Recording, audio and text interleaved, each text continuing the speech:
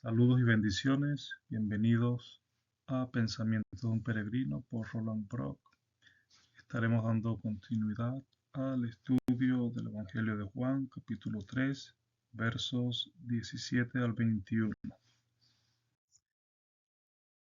Porque no envió Dios a su Hijo al mundo para condenar al mundo, sino para que el mundo sea salvo por él. El que en él cree no es condenado, pero el que no cree ya ha sido condenado, porque no ha creído en el nombre del unigénito Hijo de Dios. Y esta es la condenación, que la luz vino al mundo, y los hombres amaron más las tinieblas que la luz, porque sus obras eran malas. El verso 17 hace contraste con el verso anterior, el verso 16, uno de los versos más conocidos en toda la extensión de la palabra, dentro y fuera de la iglesia. Porque no envió Dios a su Hijo al mundo para condenar. El propósito, la razón, la finalidad, el deseo, la voluntad de Dios no es que el hombre sea condenado, sino todo lo contrario.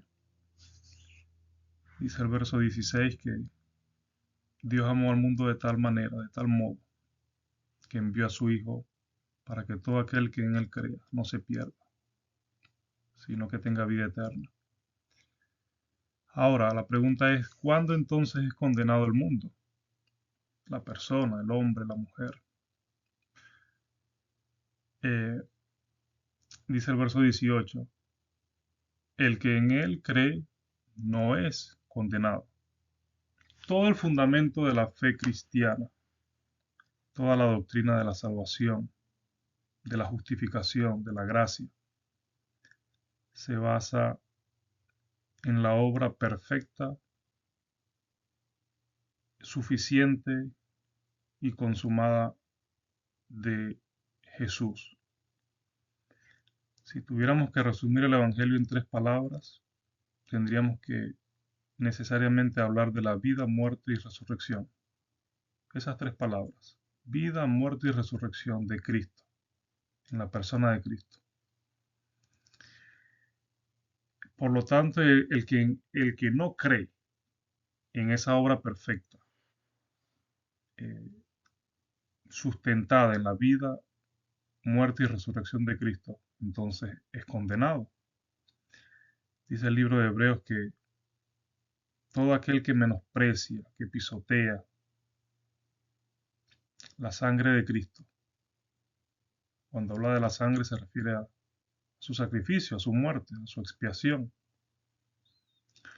lo que conocemos como redención. Dios pagó el rescate a través de su Hijo.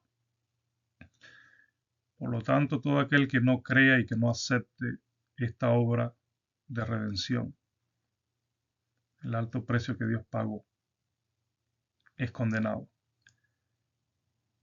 El que no cree ya ha sido condenado porque no ha creído en el nombre del unigénito Hijo de Dios, en el nombre de Jesús.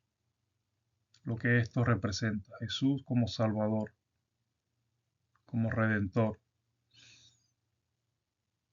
Jesús como Señor. Verso 19 lo aclara aún más todavía. Y esta es la condenación. ¿Cuál? Que la luz vino al mundo. Recordemos que desde el primer capítulo el apóstol Juan está hablando, en él estaba la vida y la vida era la luz de los hombres. Desde los primeros versos él introduce a Jesús como la vida misma, fuente de la vida. Por eso el mismo Jesús dijo, separado de mí, nada podéis hacer. La palabra muerte significa separación. Separados de Cristo, separados de Dios, separados de la fuente de la vida, estamos muertos. Y esta es la condenación, que la luz vino al mundo, Cristo vino al mundo. La luz misma, dice la Escritura, Dios es luz.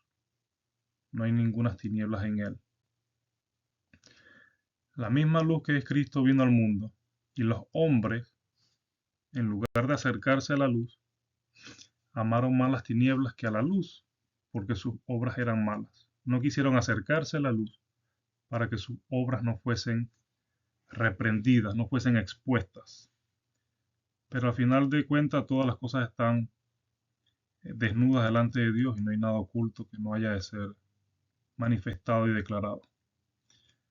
La Escritura dice que Dios no puede ser burlado. Muchas veces pensamos que podemos engañar a los demás. Incluso cada quien en muchas ocasiones cree sus propias mentiras. Pero ¿quién podrá burlarse de Dios y esconder su condición delante de Dios? El mismo Adán, luego que pecó, vio su desnudez, vio su vergüenza, su miseria, vio su desnudez y quiso ocultarse. Y eso es lo que ha sucedido con toda la humanidad, cada hombre y cada mujer, queriendo esconderse y ocultarse de Dios para que su naturaleza, su pecado, su condición eh, no sea reprendida, no sea confrontada. Cuando vemos el Evangelio de Juan, capítulo 12, 47 al 48, dice, al que oye mis palabras y no las guarda, yo no le juzgo, porque no he venido a juzgar al mundo, sino a salvar al mundo. El que me rechaza y no recibe mis palabras, tiene quien le juzgue. La palabra que he hablado, ella le juzgará en el día postrero, en el día final. La palabra de Dios se explica por sí sola, se revela y se interpreta por sí sola. Basta tener un espíritu humilde, basta invocar eh, a Dios, a su Espíritu Santo, para que nos guíe, para que nos enseñe, para que nos haga ver nuestra condición delante de Él. Basta con reconocer nuestra necesidad de Dios. Somos vulnerables, estamos desnudos, tenemos una naturaleza pecadora. Y todo aquel que se acerque con humildad ante Dios, ante el Padre, Cristo dijo, el que a mí viene, yo no le echo fuera. El problema es muchas veces la manera o la forma en la que queremos acercarnos a Dios. No podemos acercarnos de cualquier forma, sino bajo el lineamiento que Dios ha establecido. Y Cristo mismo, pudiéramos decir, es el, el medio, Cristo es el intercesor, Cristo es el instrumento mediante el cual podemos y debemos acercarnos al Padre. Nadie puede llamar a Dios Padre, nadie puede acercarse a Dios si no es a través de Cristo. Y estos son principios fundamentales de la fe cristiana que toda persona debería conocer. Es algo muy sencillo y profundo a la vez, pero que esto no se puede entender de manera intelectual, racional, lógica. Hay que, si bien es cierto que todas estas cosas corresponden a las mismas palabras de Jesús y a las enseñanzas que luego los apóstoles transfieren, comunican de lo que recibieron con Jesús mismo, eh, es necesario entenderlas, discernirlas y aplicarlas desde lo espiritual, desde la verdad y el principio espiritual. Y, y esto no se puede hacer sin la misma gracia de Dios y sin el Espíritu de Dios. Dice el verso 20, porque todo aquel que hace lo malo aborrece la luz y no viene a la luz para que sus obras no sean reprendidas, mas el que practica la verdad viene a la luz para que sea manifiesto que sus obras son hechas en Dios.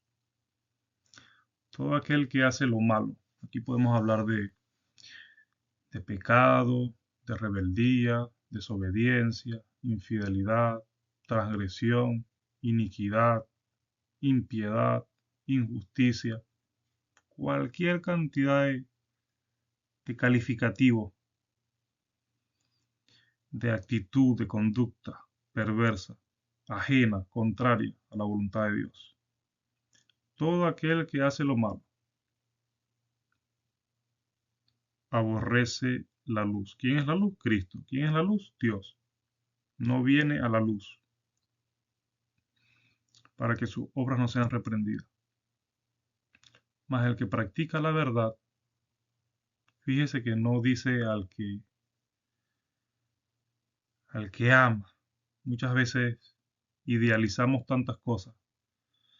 Anhelamos un, un sentir y una efervescencia de paz, de felicidad, de gozo. Todo ser humano anhela eso. Pero Cristo mismo dijo en el Sermón del Monte, bienaventurados los pacificadores. Pacificador no es aquel que simplemente con un pensamiento en su mente, en una idea, eh, ama, anhela o desea la paz. Pacificador es aquel que lucha, que persigue, que sufre por practicar, por promover la paz. O sea, son aspectos completamente diferentes de la teoría a la práctica. Entonces aquí el apóstol Juan en el verso 21 nos habla de la práctica, de la realidad, de los hechos, de la obra. Como dice Santiago, no seas oidor olvidadizo, sino hacedor de la palabra. El que hace la palabra, el que vive la palabra, entendiendo que el cristianismo es un estilo de vida, viene a la luz para que sea manifiesto que sus obras son hechas en Dios. También dice la Escritura que toda obra será puesta a prueba. Dice la Escritura, miremos con cuidado cómo sobreedificamos sobre esta roca que es Cristo. El fundamento, la base, el pilar es Cristo.